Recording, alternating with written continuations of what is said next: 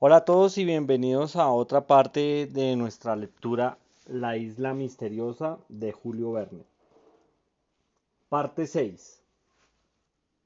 Esta parte se titula Salieron de casa y a explorar la isla. El inventario de los objetos que poseían aquellos náufragos del aire arrojados sobre una costa que parecían inhabitada quedó muy pronto hecho. No tenían más que que los vestidos puestos en el momento de la catástrofe. Sin embargo, es preciso mencionar un cuaderno y un reloj que Gedeon Sleep había conservado por descuido, pero no tenía ni un arma, ni un instrumento, ni siquiera una navaja de bolsillo. Los pasajeros de la barquilla lo habían arrojado todo para aligerar el aerostato. Los héroes imaginarios de Daniel Defoe y de Wins, como los Selkirs y los Rainald, náufragos en las islas de Juan Fernández o el archipiélago de Auckland, no se vieron nunca en una desnudez tan absoluta, porque sacaban recursos abundantes de sus navíos encallados, granos, ganado, útiles, municiones, o bien llegaba a la costa algún resto del náufrago que les permitía acometer las primeras necesidades de la vida. No se encontraban de un golpe absolutamente desarmados frente a la naturaleza, pero ellos ni siquiera un instrumento, ni un utensilio, nada, tenían necesidad de todo.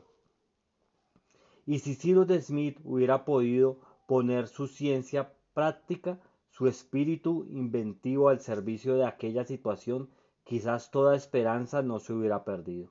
Pero no era posible contar con Cyrus Smith. Los náufragos no debían esperar nada más que de sí mismo y de la providencia, que no abandonaba jamás a los que tenían fe sincera.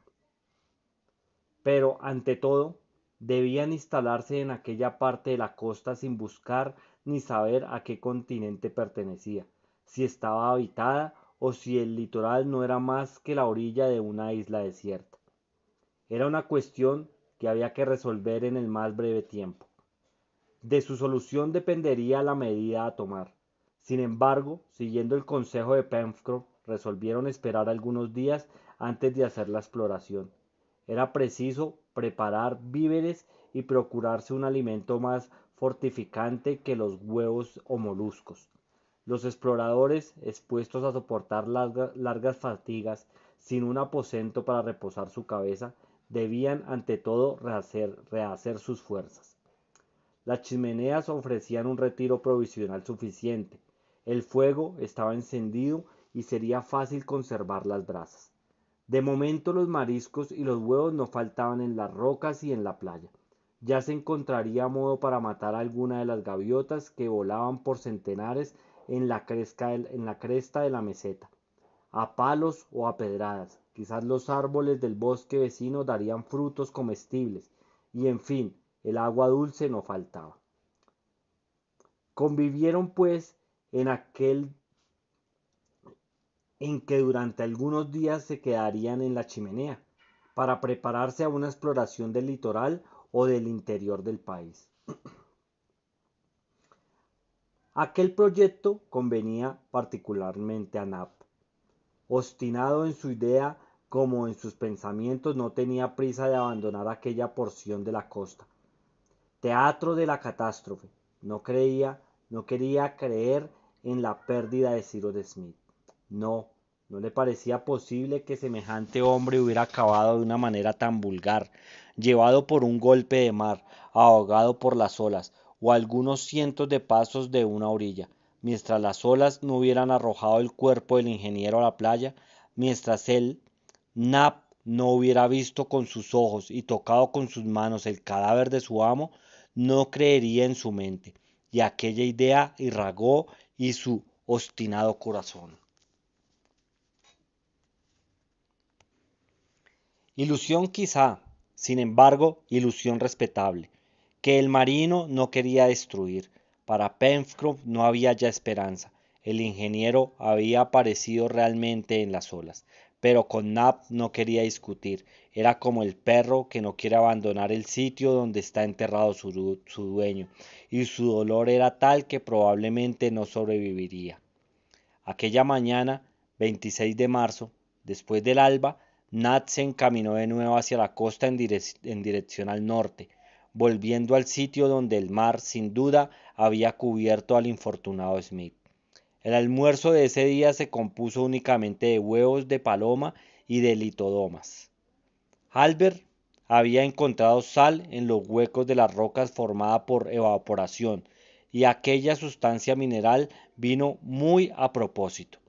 Terminado el almuerzo, Pencroff preguntó al periodista si quería acompañarle al bosque donde Halbert y él iban a intentar cazar. Pero reflexionando después, convinieron en que era necesario que alguien se quedara para alimentar el fuego, y para el caso muy probable de que Nab necesitaría ayuda, se quedó el corresponsal en las chimeneas. Vamos de casa, Halbert, dijo el marino. Encontraremos municiones en nuestro camino y contaremos nuestro fusil en el bosque.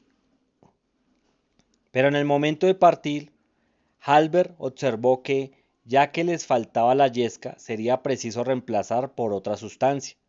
¿Cuál? Preguntó Pencroff. Trapo quemado, contestó el joven.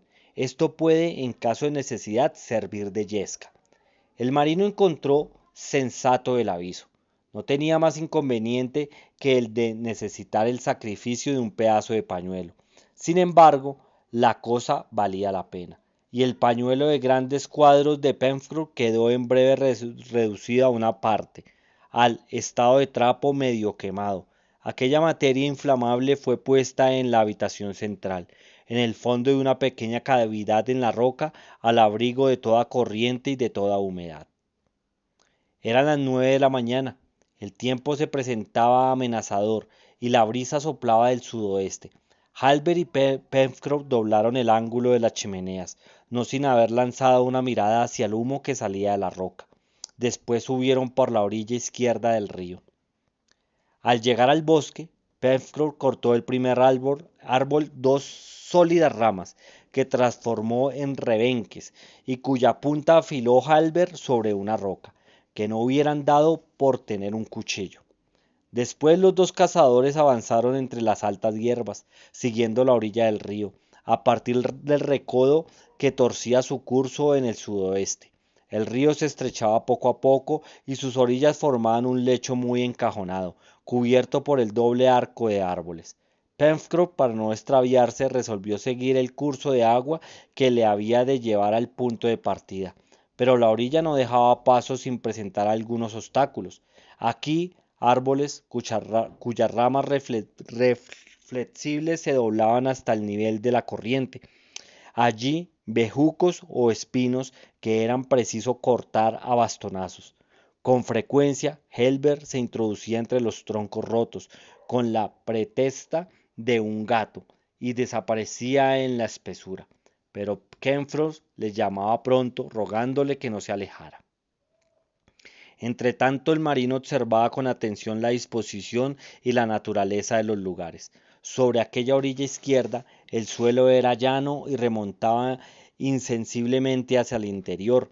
Algunas veces se presentaba húmedo y tomaba entonces una apariencia pantanosa. Los cazadores sentían bajo sus pies como una red subyacente de estratos líquidos que por algún conducto subterráneo debía desembocar en el río. Otras veces un arroyuelo corría a través de la espesura, arroyuelo que atravesaba sin gran esfuerzo. La orilla opuesta parecía ser más quebrada, y el valle, cuyo fondo ocupaba el río, se dibujaba en aquella más claramente. La colina, cubierta de árboles dispuestos como en anfiteatro, formaban una cortina que interceptaba la mirada. En aquella orilla derecha la marcha hubiera sido difícil, ya que los declives bajaban bruscamente y los árboles, curvados sobre el agua, no se mantenían sino por la fuerza de sus raíces. Inútil es añadir que aquel bosque, como la costa ya recorrida, estaba virgen de toda huella humana, Pencroff no observó más que huellas de cuadrúpedos, señales recientes de animales, cuya especie no podía reconocer. Ciertamente, y esta fue la opinión de Helbert, algunas de estas huellas eran de grandes fieras, con las cuales habría que contar, pero en ningún momento se veía señal de una hecha sobre un tronco de árbol, ni los restos de un fuego extinguido, ni la marca de un pico, de lo cual debía felicitarse quizás, porque en aquella tierra, en pleno Pacífico, la presencia del hombre hubiera sido quizás más de temer que de desear. Hallberg y Pencroff apenas hablaban, porque las dificultades del camino eran grandes y avanzaban lentamente, así que al cabo de una hora de marcha habían recorrido apenas unas millas. Hasta entonces la caza no había dado resultado. Sin embargo, algunos pájaros cantaban y revoloteaban entre las ramas y se mostraban muy asustadizos, como si el hombre les hubiera inspirado un justo temor, entre otros volátiles. Helbert señaló en una parte pantanosa del bosque un pájaro de pico agudo y largo, que se parecía anatómicamente a un martín pescador. Sin embargo, se distinguía de este último por su largo plumaje bastante áspero, revestido de un brillo metálico. Debe de ser una guacamaya, dijo Halbert tratando de acercarse al animal hasta ponerle alcance del palo. Buena ocasión de probar el jacamara, contestó el marino, si ese pájaro se dejara asar. En aquel momento una piedra diestra y vigorosamente lanzada por el joven hirió al pájaro en el nacimiento del ala, pero el golpe no fue suficiente. Fue el jacamara, huyó con toda la ligereza de sus patas y desapareció. ¡Ay, qué torpe soy! Exclamó Halbert. No, no, muchacho, contestó el marino. El golpe ha sido bien dirigido y más de uno hubiera errado al pájaro. Vamos, no te desanimes, ya lo cazaremos otro día. La exploración continuó. A medida que los cazadores avanzaban, los árboles más espaciados eran magníficos, pero ninguno producía frutos comestibles. Pencroff buscaba en vano alguna palmera que se prestan a tantos usos en la vida doméstica, y cuya presencia ha sido señalada hasta el paralelo 40 en el hemisferio boreal y hasta el 35 solamente en el hemisferio austral. Pero el bosque no se componía más que de coníferas como los deodaras, las dougláceas semejantes a las que crecen en las costas nordeste de América, y abestos admirables que medían 150 pies de altura. En aquel momento, una bandada de aves pequeñas de un hermoso plumaje y cola larga y cambiante salió entre las ramas sembrando sus plumas debidamente adheridas, que cubrieron el suelo de finos vellón. Halbert recogió algunas plumas y después de haberlas examinado dijo: «Son curucus». «Yo preferiría una gallina de Guinea o un pato», añadió Pencroff. «Pero, en fin, ¿son buenos para comer?». «Son buenos, y su carne es muy delicada», contestó Helbert. «Por otra parte, si no me equivoco, es fácil acercarse a ellos y matarlos a bastonazos». El marino y el joven, deslizándose entre las hierbas, llegaron al pie de un árbol cuyas ramas más bajas estaban cubiertos de pajaritos. Los curucus esperaban el paso de los insectos de que se alimentaban. Se veían sus patas emplumadas agarradas fuertemente a las ramitas que les servían de apoyo. Los cazadores se enderezaron entonces y maniobraron con sus palos como una hoz. Razaron filas enteras de curucos, que no pensando en volar, se dejaron abatir estúpidamente. Un centenar yacía en el suelo, cuando los otros huyeron. «Bien», dijo Pencroff, «he aquí una caza hecha a propósito para cazadores como nosotros.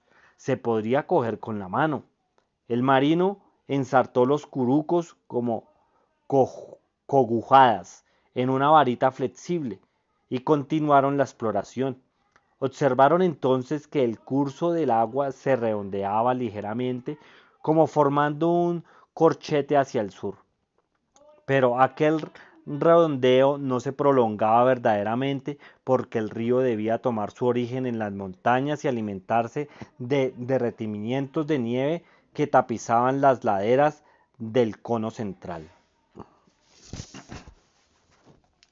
El objeto particular de aquella excursión era, como ya se sabe, procurar a los huéspedes de las chimeneas la mayor cantidad posible de caza.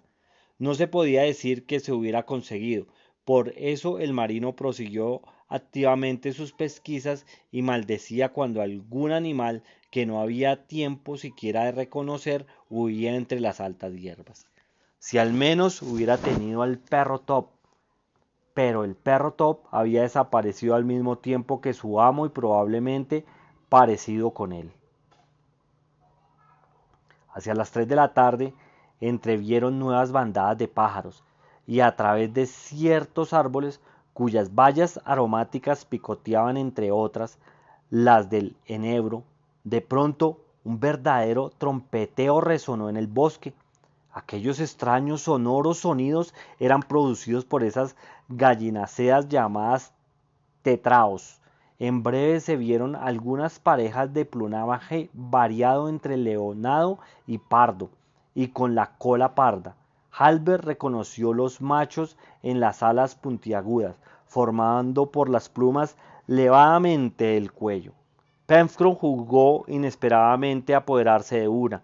Eran tan grandes como una gallina, y cuya carne equivale a la de esas aves. Pero era difícil porque no le dejaban acercar.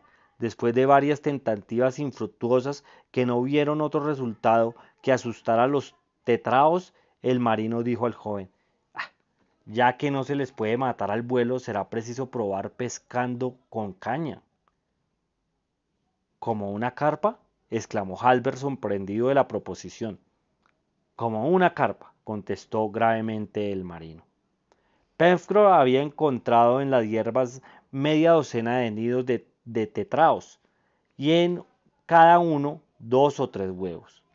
Tuvo buen cuidado de no tocar aquellos nidos, a los cuales sus propietarios no tardaron en volver. Alrededor de ellos imaginó tener sus varas, no con lazo, sino con anzuelo. Llevó a Halbert a alguna distancia de los nidos y allí prepararon sus aparatos singulares con el cuidado que hubiera tenido un discípulo de Isaac Walton. Halbert seguía aquí trabajando con un interés fácil de comprender, dudando de su resultado. Hicieron las cañas de bejucos atados unos contra otros y de 15 a 20 pies de longitud. Pencroff ató a los extremos de estas cañas a guisa de anzuelo, gruesas y muy fuertes espinas, de punta encorvada, que le proporcionaron una acacia enanas, y le sirvieron de cebo unos gruesos gusanos rojos que encontró en el suelo. Hecho esto, Pencroff, pasando entre las hierbas y procurando ocultarse, colocó el extremo de sus varitas armadas de anzuelos cerca de los nidos de tetraos, y haciendo el otro extremo se puso en acecho con Halbert detrás de un árbol corpulento. Ambos esperaron pacientemente, pero Halbert no contaba con el éxito del invento de Pencroff. Una media hora larga transcurrió y, como había previsto el marino, volvieron a sus nidos varias parejas de tetraos. Saltaban, picoteaban en el suelo y, no presintiendo de ningún modo la presencia de cazadores, que por otra parte había tenido buen cuidado de ponerse y sotavento de las gallinaceas. El joven se sintió en aquel momento vívidamente interesado. Retuvo el aliento, y Pencroff, con los ojos desencajados, la boca muy abierta y los labios avanzados como si fuera a comer un pedazo de tetrao, apenas respiraba. Entretanto, las gallinaceas se pasaban entre los anzuelos, sin preocuparse de ellos. Pencroff entonces dio pequeñas sacudidas que agitaron los gusanos como si estuvieran vivos. Seguramente en aquel momento el marino experimentaba una emoción más fuerte que la del pescador de caña, que no ve venir su presa a través de las aguas. Las sacudidas llamaron pronto la atención de las gallinaceas que mordieron los anzuelos. 3 tetraos muy voraces, sin duda, tragaron a la vez el cebo y el anzuelo. De pronto, Pencroff dio un tirón seco a su aparato y el aleteo de las aves le indicó que habían sido cazadas. ¡Hurra! Exclamó, precipitándose hacia su casa, de la que se apoderó.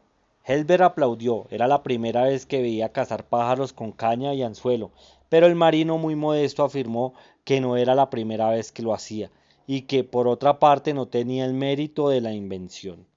En todo caso, añadió, en la situación en que nos encontramos debemos esperar otros inventos más importantes. Los teatros fueron atados por las patas y Pencroff, contento de no volver con las manos vacías, y viendo que el día empezaba a declinar, juzgó conveniente volver a su morada. La dirección que habían de seguir estaba indicada por el río, no había más que seguir su curso, y hacia las 6 de la tarde, bastante cansados de su excursión, Helber y Pencroff entraban en las chimeneas. Bueno, gracias por escucharme. Hasta aquí llega esta parte. Recuerden que me pueden encontrar en YouTube como Cultura y Deporte y en Spotify encuentran el podcast como Leer para Viajar.